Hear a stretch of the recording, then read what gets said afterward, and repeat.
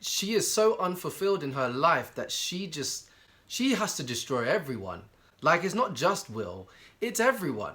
How can you be talking to your kids about a guy that they've never even met? And this child knows that this man is what made you happy. Not her dad, not the child's dad, by the way, another man. And the child is writing letters to this dead man that they never had a relationship with, begging him to come back to make her mum happy. What is going on?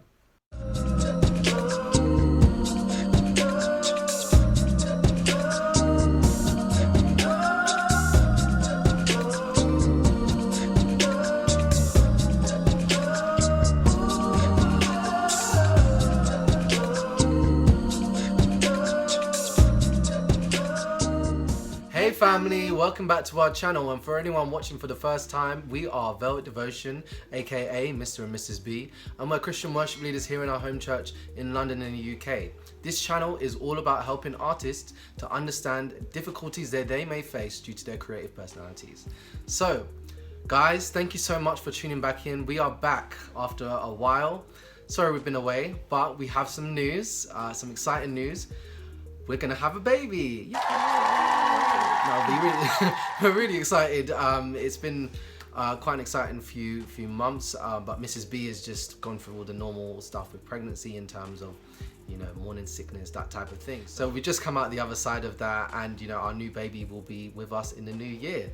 So, Mrs. B, after that exciting note, what are we going to be talking about today, and what are we going to be doing in the next few weeks? So, as you've seen in the title, we are going to be talking about the unfulfilled artist and how, typically speaking, artists who are unfulfilled live in a constant state of want, need, and envy.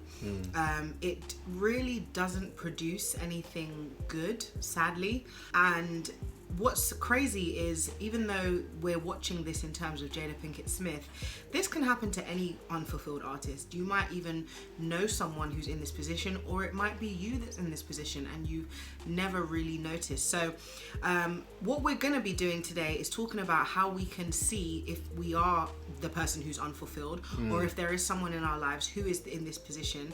We're going to talk about how we can get ourselves out of these situations, and also just talk about how Jada Pinkett Smith is actually coming across to the world, because it's clear to see that she believes that she is a good person, right, and that she is speaking her truth, when actually she's just coming across as somebody who's extremely selfish. So we're gonna watch a video here. We're gonna see how the world is taking this, and then we're going to see what we can learn from it, and we're going to move on from that point. Also, in the next few videos to come, we're going to be testing out some new content. We're going to be doing compilation content and basically giving our Christian opinions on pop culture and things that are happening in society today.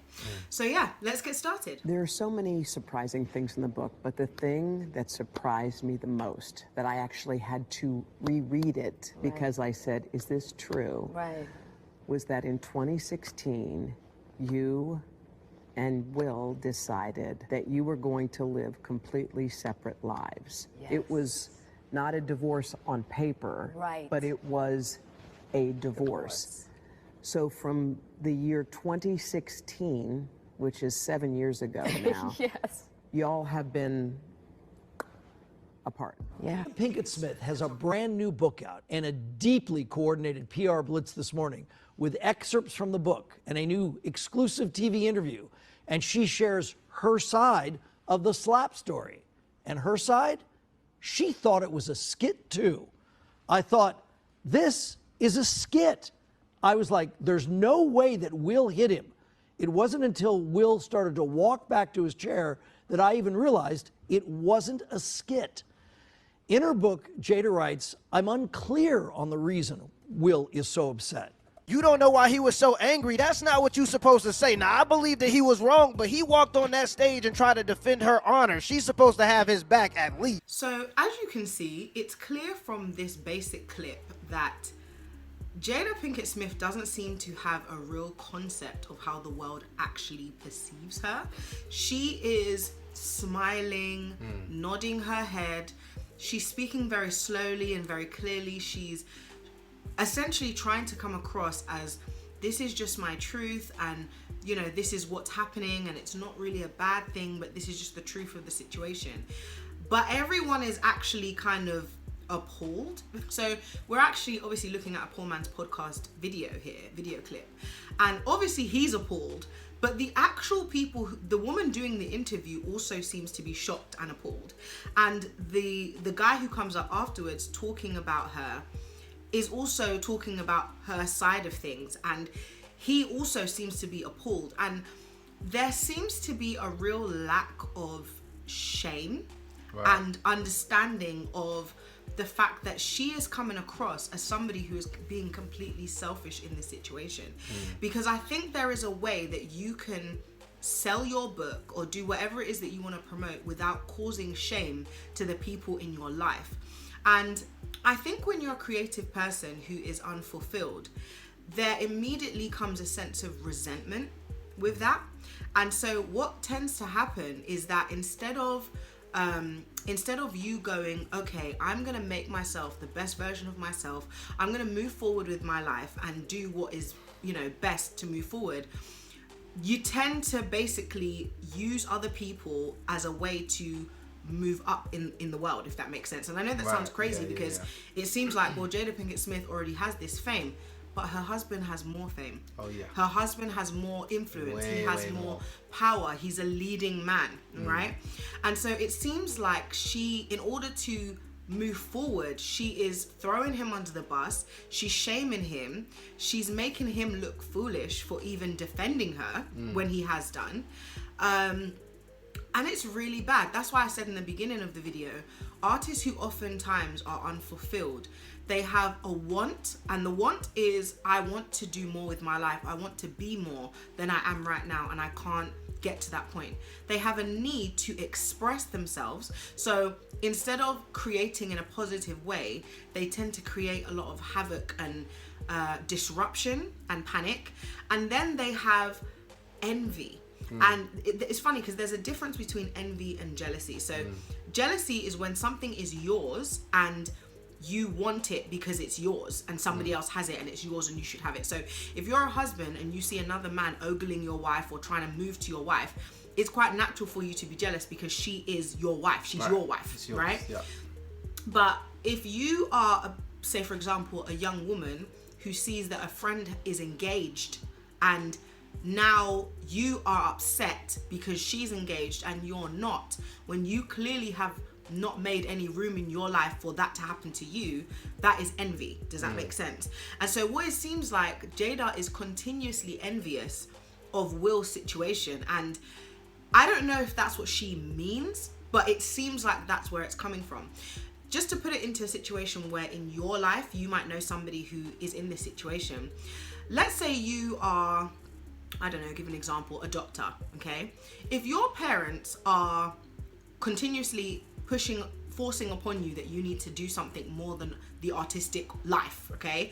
You might be in a situation where you're a doctor, but you don't really want to be there. You don't really, you might even be good at it, but that's not actually what your passion is. And so what tends to happen is you tend to live in a state of misery, okay?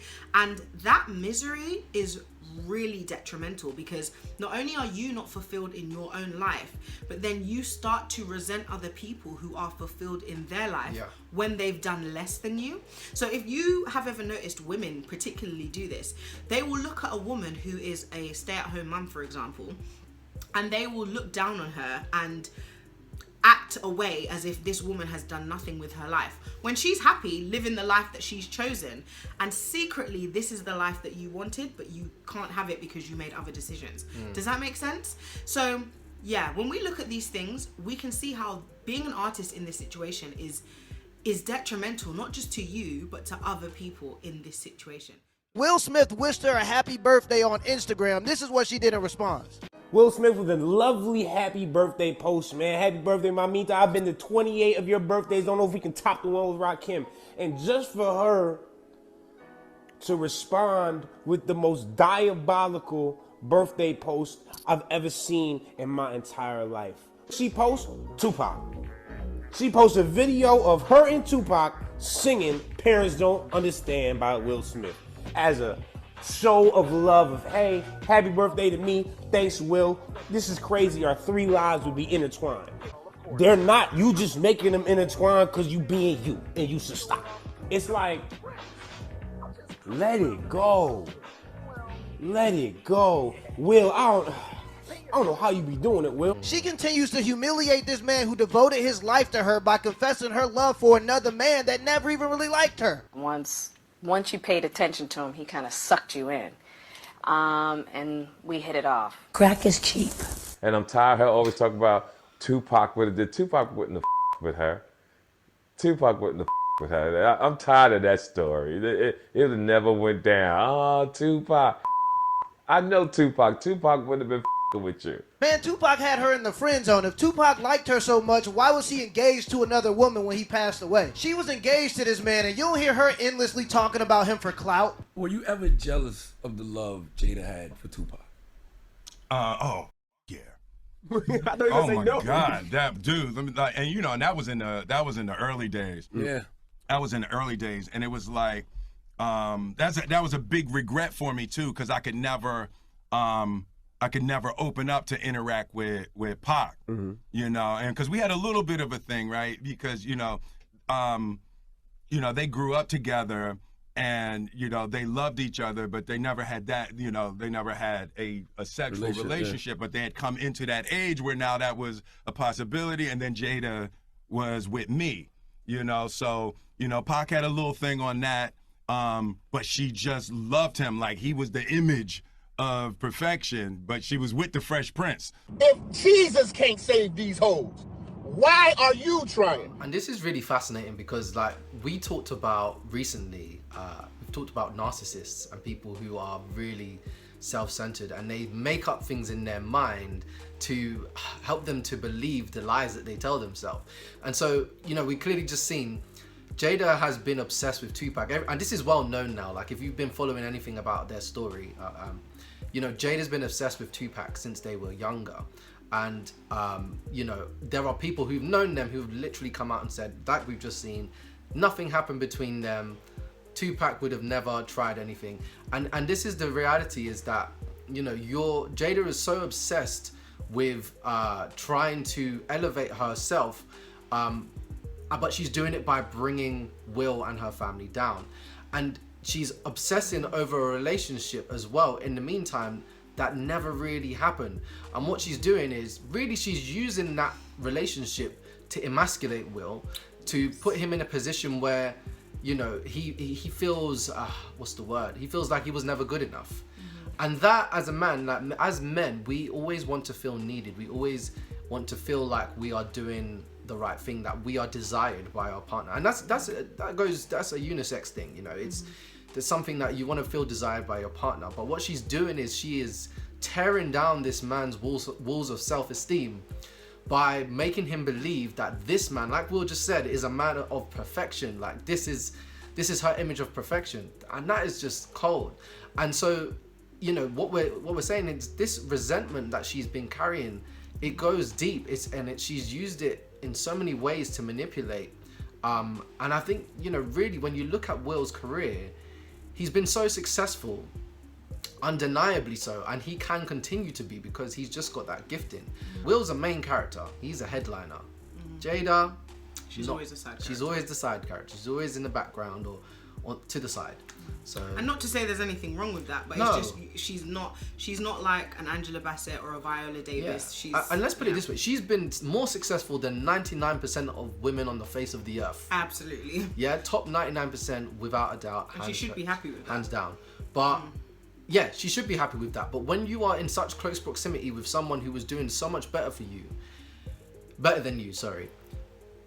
then if you don't love them, all you can do is resent them.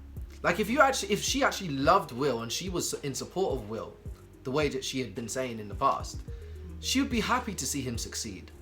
But this, your actions speak louder than your words. Like clearly, she is envious. She is upset that she has not had the same level of success that Will has had.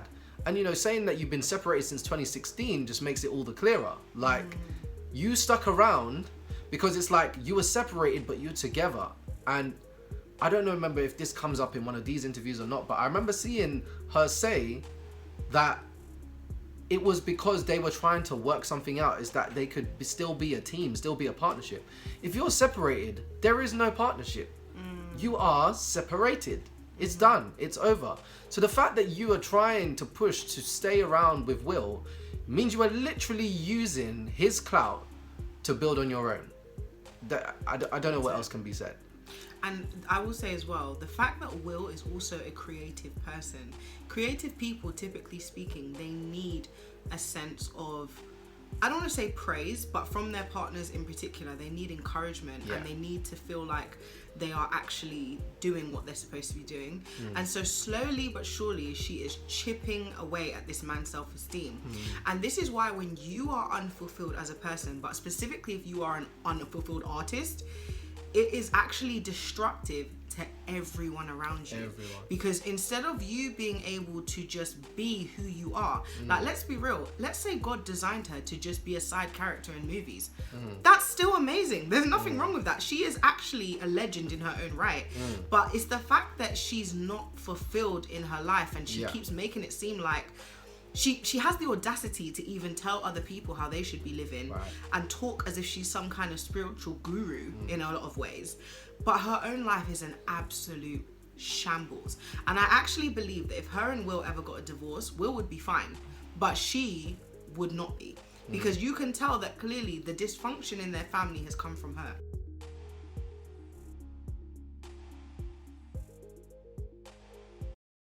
Dear Tupac, I know you are alive someplace.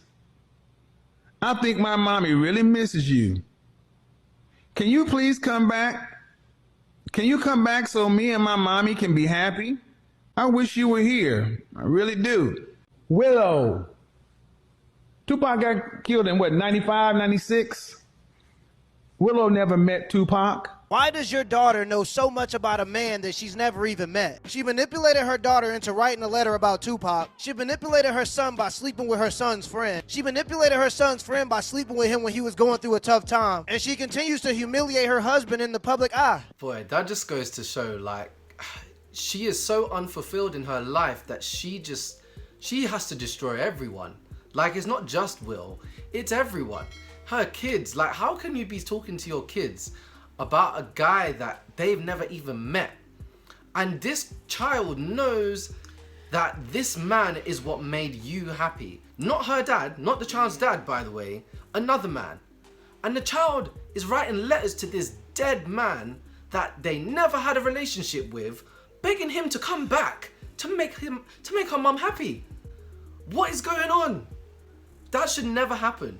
If my child, if I ever found out my child wrote that letter, I would feel like I had failed as a dad. And I would feel like, what have I done that has caused my wife to speak to my child about someone else other than me? Like, and let's not get it started. Maybe they were never supposed to be together in the first place. We don't know, but clearly something went wrong down the line. And we don't want to say either, we're not sitting here trying to make it seem like Will Smith hasn't done anything. Will Smith has come out and openly said that he has also had affairs. But first of all, he started saying that once she started talking, right? And second of all, he made it clear that they had some kind of arrangement. And he didn't keep talking, and he didn't involve their children. Exactly. So as far as we know at least that you had your daughter being so upset about a situation with your passed away ex-friend that she's writing letters. We know at least that you slept with your son's friend, okay? And we know that this is something that you have probably put in your children's head for this to even be happening. Does that make sense? Like, for you to be in a relationship with your your son's friend, and for your son to be kind of okay with it is quite disturbing. It's very disturbing, actually. And was her son okay with it? Like, do we know this? Well, he hasn't necessarily come out and said anything against it. Okay. All right. But and then for you to go on Red Table Talk with your husband and act like it's not that big of a deal, and to say that you don't see it as an indiscretion, is ridiculous, because even if you guys were separated from 2016, you clearly had some kind of agreement that this was not supposed to be discussed. Do you see what I mean? And so you've clearly broken this agreement, and then with your son's friend, it's just weird.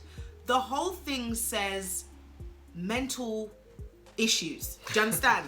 And not to disrespect anyone with mental issues, but we're looking at this person like she is a clear-minded, clear-thinking example to be followed, when actually the more you look at the psychology of what she's doing, the more you can see that she is not all there. Right. And I personally have felt for a long time that she has some kind of mental issue, just because there is nothing protecting your family. Do you understand? It's true. Like, it's beyond the point now of you are just acting out. You're actually shaming your whole family, and you don't seem to care about it. And that's the thing. What you just said there is really true. Like, that understanding of protecting your family. Like, as a mother, that is within your natural design to nurture and protect that family circle. Like, you make your house a home. Like, you're meant to keep your children safe and make your spouse feel loved, and that is just completely gone out the window somehow.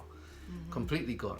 And this is the thing, I think this brings it back to the thing of being unfulfilled, is that, you know, in seeking that sense of fulfillment, you can destroy everyone around you. And that's specifically if you're inwardly focusing on yourself. Like, selfishness is one of the roots of, it's basically the root of all of the things that we do wrong in life. That's where sin it starts from. It's the self-centeredness, is you're thinking about yourself too much, so you start doing things that are wrong, and then you start breaking down relationships and hurting people, and then justifying it because that thing in your mind, wrongly so, is making you think that you are fulfilled.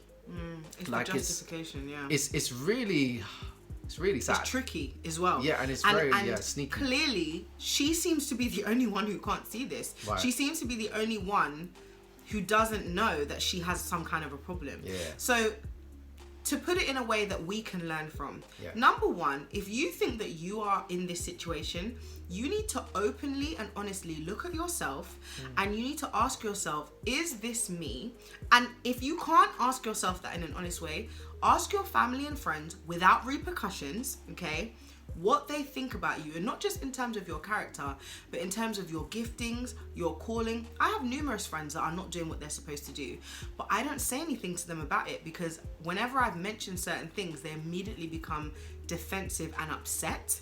So you need to sit down if you genuinely want a change in your life, okay? If you're living a life where you are continuously miserable, because you can see that Jada Pinkett Smith is miserable. Like, she's not happy. You can't be happy and continuously keep shaming yourself and shaming your family if you're at a place of peace in your life, okay? You don't need to talk when you're at peace. Do you see what I mean? And so if you are at that point in your life where you're miserable at work, you're miserable in your personal life, you're miserable with everything, you need to look at yourself and look at the people around you and say, is there something that I need to be working on? Is there something that I need to change? And let them be honest with you. Let your family and friends be honest with you and tell you what the situation is, okay? Second of all, you need to actively stop doing the things that are making your life miserable. So in this case, Jada Pinkett Smith needs to stop talking, okay? She needs to stop. She needs to realize that it does not help. It doesn't help her. It doesn't help her kids. Like, you don't even think about how this is affecting her children mentally, okay? And how the shame of this and their family dealing with everything is affecting them and their careers, okay? Because they both are kind of public people as well. And then you need to look at yourself and you need to go, okay, I'm going to actively try and do something about these things. So, for example, if you know that you're in the wrong job, like let's say you're that doctor, but really you should have been a baker, okay? Try and actively do the thing that you love, okay, on the side of what you're doing to at least give yourself an outlet. Do you understand? I think because of the fact that Jada is idle, it seems, she doesn't really seem, even though she's always doing some kind of project, her project always revolves around telling other people what they should be doing, rather than looking inward to say, what should I be doing to fulfill myself? Like, the fact that she's written this book about her whole family life and she's spilling all these secrets, why are you doing that? Like, how is that creating or expanding upon your craft. You're supposed to be an actress. Right. Do you see what I mean? But you just keep chatting. It doesn't make any sense. So true. Really, you need to look in your life and go, okay, if I'm supposed to be a baker, or I feel like this is where my gifting is, how do I move into that in a positive and healthy way that's not bringing anyone else down, but still helping me to be fulfilled? And then last but not least, you need to ask God how he designed you, okay? Because God is the author of all things, and he knows what you were designed for. Right. So if he knows that you were designed to be a baker, and you have no idea, really and truly, all you have to do is ask him and he will let you know. Now, what I will say is most people do know what they're actually good at, but they just choose to go in a different direction because they don't value it, okay? True, yeah. But really, you know, if you're a car that's a Mini, you're never gonna run with the engine of a Ferrari properly. Do you see what I mean? You might get a bit faster, but there's going to be some kind of malfunction because you're not designed to be a Ferrari, you're designed to be a Mini. Do you see what I mean? And so in the same way, if you are a doctor and you're not supposed to be there, you might even be good at what you do, but you will never be fulfilled and satisfied because you're not doing what you're supposed to do. So yes, ask God, find out from your family and friends what the situation is, and genuinely look at yourself to do the work and think, I don't want to keep destroying myself and others around me. I actually want to make some kind of a change. Yeah, just to echo what Mrs. B said, like, as a creative Christian, it's one of these things where as soon as you do step into that calling, you feel such a sense of fulfillment that Jada's missing, clearly. You feel such a sense of release every time that you're doing that thing, like whether you're a musician or a painter, or a cook, whatever it is, you feel such a sense of release. And as creatives, we are designed to shine and stand out because it points back to God, okay? So as soon as you're not doing the right thing, that's why it can be so destructive, because your gifts are not meant to be hidden. And therefore you have influence. And Jada is one of these people that has influence. And her influence is destructive right now. But if Jada operates the way that she's supposed to be operating, like if she was to focus, and you know, I don't know what her direct calling is, but look, she's clearly good at acting. So that's something that we could go down that line. If she focused on acting 100% and put all her effort into that, kind of what Will's doing, she would probably have a similar amount of success. But clearly throughout the years, she has split her attention to other things, which has slowed her progress. And you know, as these actors, because she's they're in their 50s now, right? As these actors get older, they're supposed to age and their careers are supposed to grow like fine wine. That's what's supposed to happen. You're supposed to be a recognized hero by the time that you get to that point of dying, like Cicely Tyson. She didn't stop till she died. She didn't stop till she died, and by the time she died, she was a legend in Hollywood, okay? That's what Jada should have been striving to achieve if acting was the way it's supposed to go. And, you know, she could have had the same accolades by the time she died. But now, all we're going to know of her is that woman that was obsessed with Tupac. All we're going to know of her is that woman that destroyed her husband. And had an entanglement. And had an entanglement with her son's friend. Like, it's very sad. So look, at the end of the day, what we need to do, as the Christian community, we need to pray for this family. This family needs a whole lifetime of prayer to help them get through what they're getting through. And really, we need to pray for their salvation. At the end of the day, we need to pray that they find Jesus, because we know at the end of the day that that's the way that these people are going to really change their lives. But yeah, look, if you guys, thank you for watching this video. If you guys have any comments on this, please leave them below. If you have any opinions on this, please share them. We always look forward to reading the comments. And ultimately, guys, we look forward to seeing you again in the next video. So please like and share this video, and we'll see you soon. Bye.